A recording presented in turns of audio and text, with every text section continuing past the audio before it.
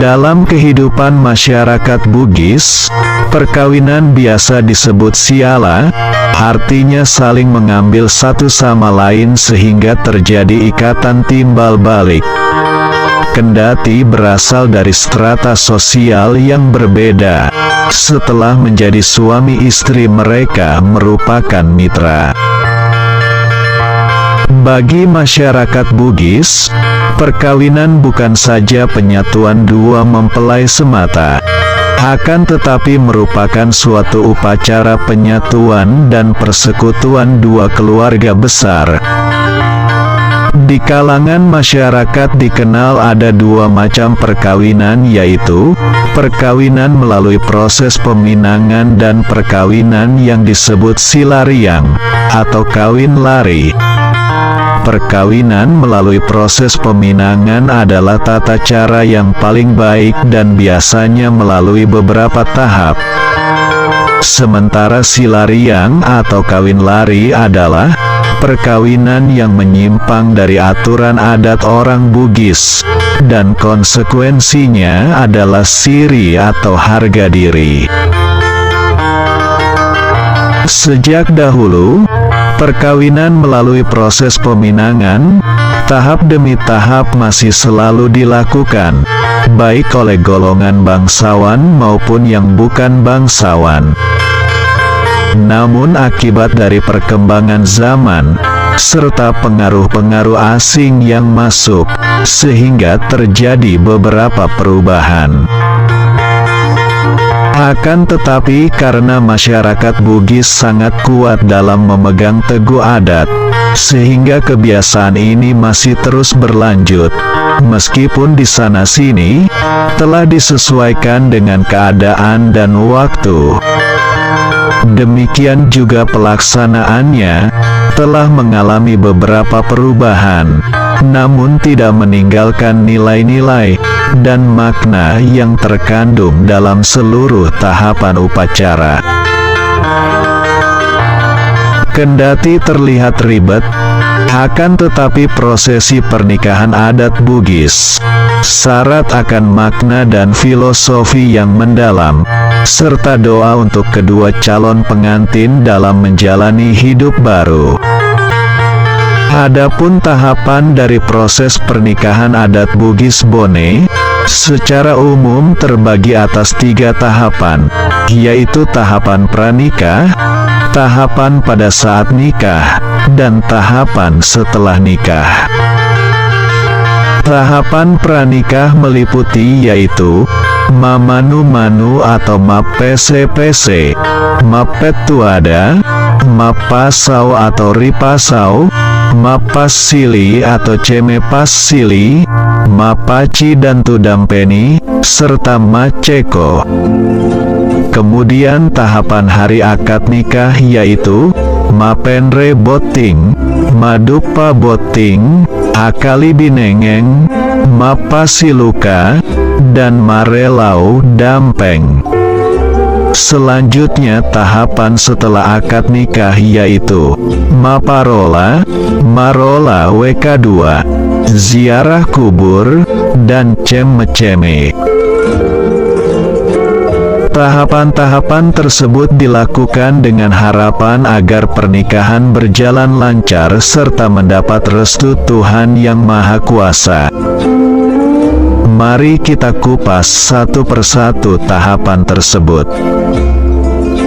Pada tahapan pranikah, prosesi pertama yang dilakukan adalah mamanu, manu, biasa juga disebut mapese-pese, artinya menjajaki, pendekatan, pembuka jalan, merintis, bermakna seperti burung yang terbang ke sana kemari, bertujuan untuk menyelidiki apakah calon pengantin perempuan berkenan untuk menikah dengan calon pengantin laki-laki.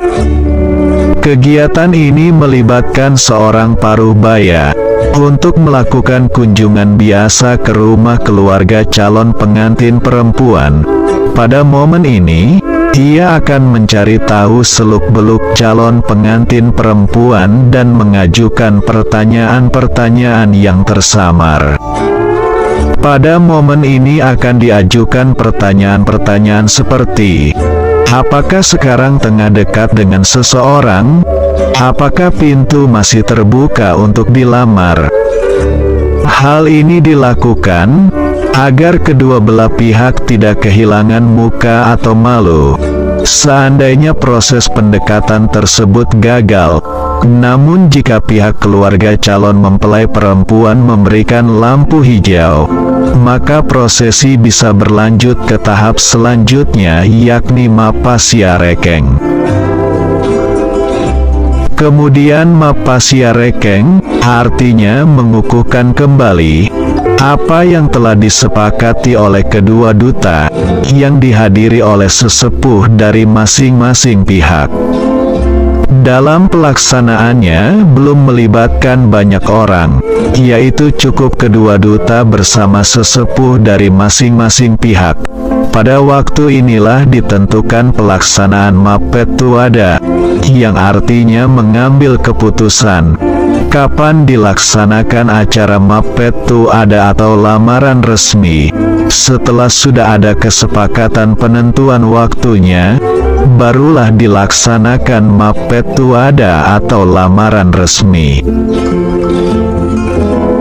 Selanjutnya mapet tuada artinya mengambil keputusan bersama segala sesuatunya yang akan dilaksanakan, termasuk kesepakatan duta terdahulu. Pada acara mapet tuada ini membicarakan beberapa hal seperti sompa atau sunrang, yaitu mahar atau mas kawin sebagai hukum syariah, doi menre atau balanca artinya uang naik sebagai hukum adat, leko atau tiwi-tiwi atau erang-erang artinya bawaan atau seserahan yang diantar sewaktu hari pelaksanaan akad nikah. Selain itu, pada acara mapet tuada ini juga membicarakan tentang acatakeng, artinya biaya pencatatan pada penghulu. Begitu pula pakaian boting, artinya busana pengantin yang akan disepakati. Membicarakan juga tonangena, artinya kendaraan yang dibutuhkan dari kedua belah pihak. Selain itu, membicarakan pelaksanaan hari H, seperti mapapening atau mapenre boting. Artinya mengantar calon pengantin laki-laki ke rumah calon pengantin perempuan untuk melaksanakan akad nikah, juga menyepakati akala binengena, artinya akad nikah. Membicarakan juga maparola, artinya sesudah akad nikah, pengantin perempuan bersama pengantin laki-laki diantar ke rumah pihak pengantin laki-laki.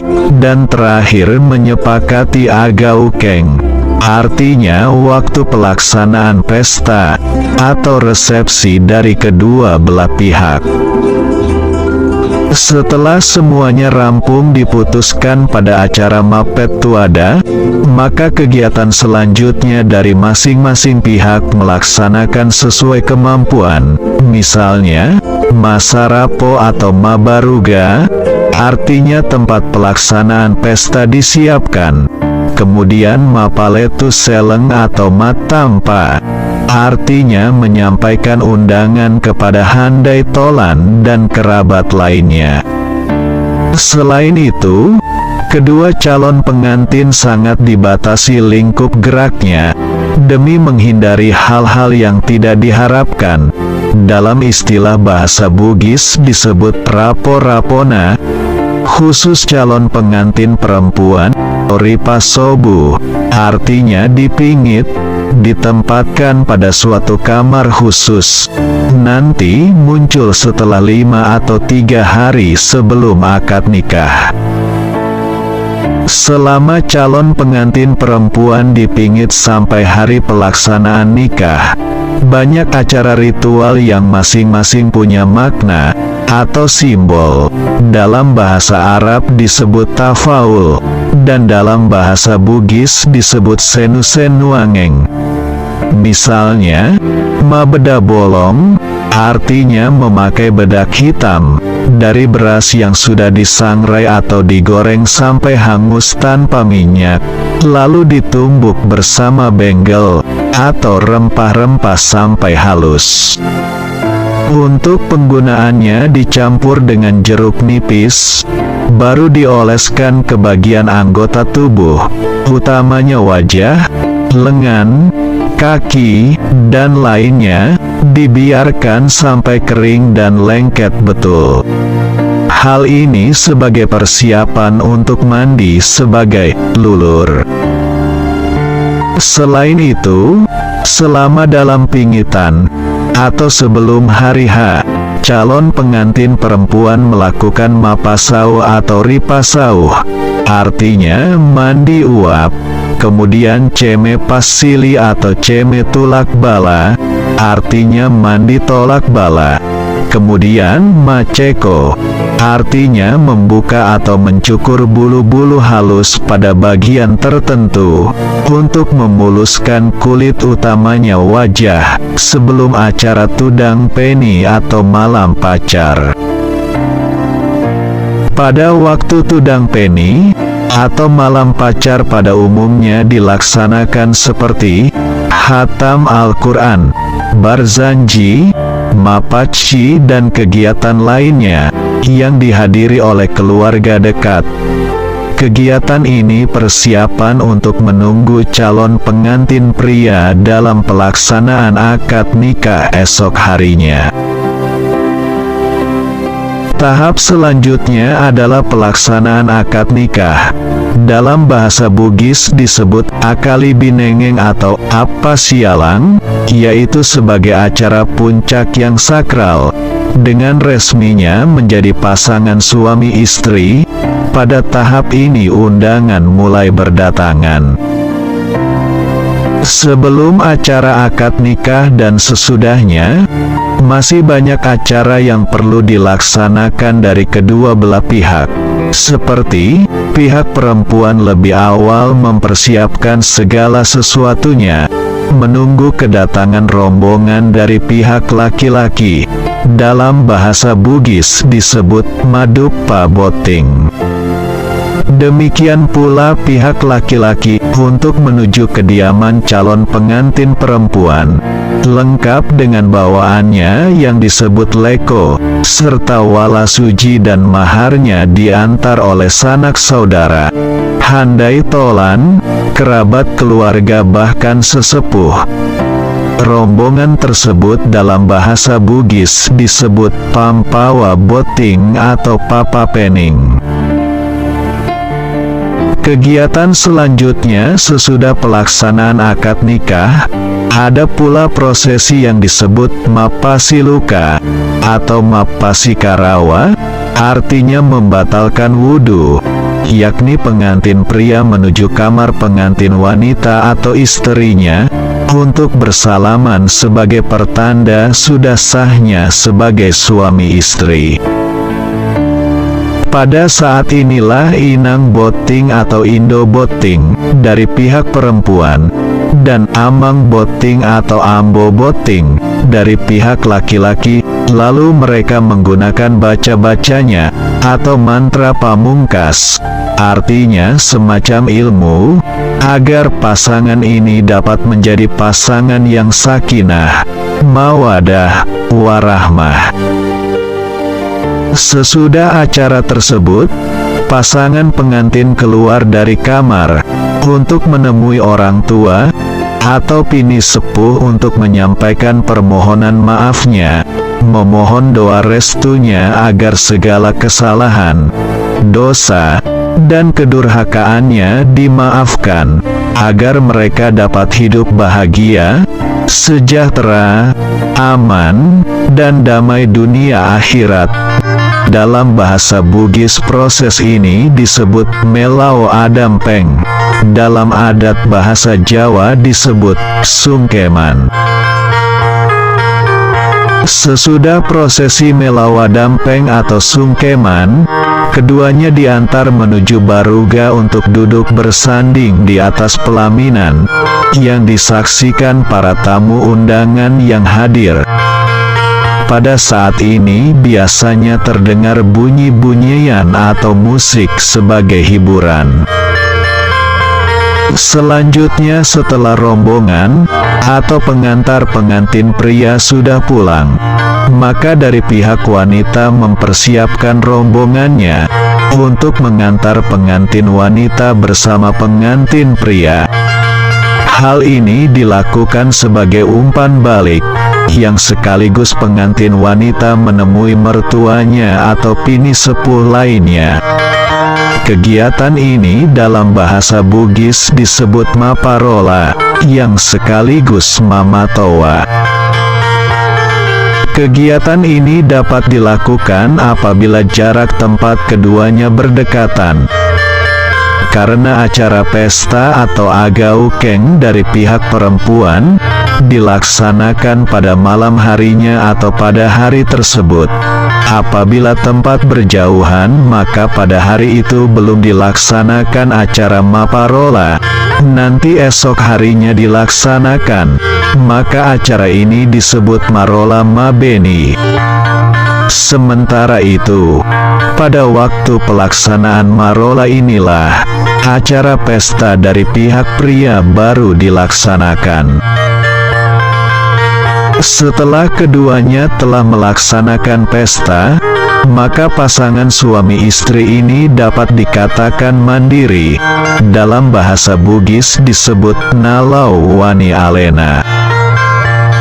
Tapi tunggu dulu, masih ada kegiatan-kegiatan yang perlu dilalui seperti marola WK2, artinya pengantin perempuan diantar oleh 2 atau 3 orang perempuan untuk bersama-sama ke rumah pengantin laki-laki dengan pakaian biasa dan bermalam satu malam. Namun pada subuh harinya, pengantin bersama pengantarnya kembali sesudah sarapan. Maka pada saat itu mertua pengantin wanita memberikan hadiah kepada menantunya. Kegiatan selanjutnya adalah acara mapitu dari pihak laki-laki, yaitu 7 orang wanita tua berbaju ponco atau baju toko. Bersama orang tua atau sesepuh laki-laki, mereka berangkat ke rumah pengantin wanita dengan membawa kue-kue adat Bugis seperti dodoro, baje, bepa putih, bepa laya, dan lain-lain. Kedatangan tersebut dimaksudkan silaturahim dalam membina kerukunan keluarga. Dalam bahasa Bugis kegiatan ini disebut masita baiseng, artinya pertemuan besan dengan besan. Kegiatan selanjutnya yaitu mabarazanji, yang dimulai keluarga wanita kemudian disusul oleh keluarga pihak pria. Ini sebagai pertanda rasa syukur atas terlaksananya apa yang diharapkan. Pada acara ini, pengantin bisa bermalam bisa juga tidak, dan pada saat itu pula dilaksanakan suatu kegiatan yang biasa disebut maluka sarapo atau membongkar tempat pelaminan. Kegiatan selanjutnya setelah mabarazanji dan maluka sarapo dilakukan di rumah pengantin wanita. Maka pada subuh harinya pengantin pria harus kembali ke rumahnya untuk mengambil seperti gula merah pertanda manis, kelapa pertanda gurih, dan telur pertanda bulat menyatu. Hal ini dimaksudkan sebagai simbol tafaul atau senu-senuang, agar semoga kehidupannya kelak serba berkecukupan, yang dalam bahasa Bugis mengatakan tena podo macening malunra atuo tuong linona. Kemudian barang tersebut diteruskan ke pangkuan sang istri sebagai tanda penghasilan pertama dari suami, dan langsung disimpan oleh sang istri. Penghasilan pertama ini dalam bahasa Bugis disebut poleang empunge. Kegiatan terakhir adalah ziarah kubur dan mandi-mandi. Pasangan pengantin baru melakukan ziarah kubur dengan mengunjungi makam leluhur mereka. Setelah itu menentukan waktu untuk berwisata, dengan mandi bersama di suatu tempat yang disepakati bersama keluarga, bertujuan refreshing setelah melakukan hajatan pernikahan yang melelahkan. Demikian rangkaian dalam prosesi pernikahan Bugis Bone.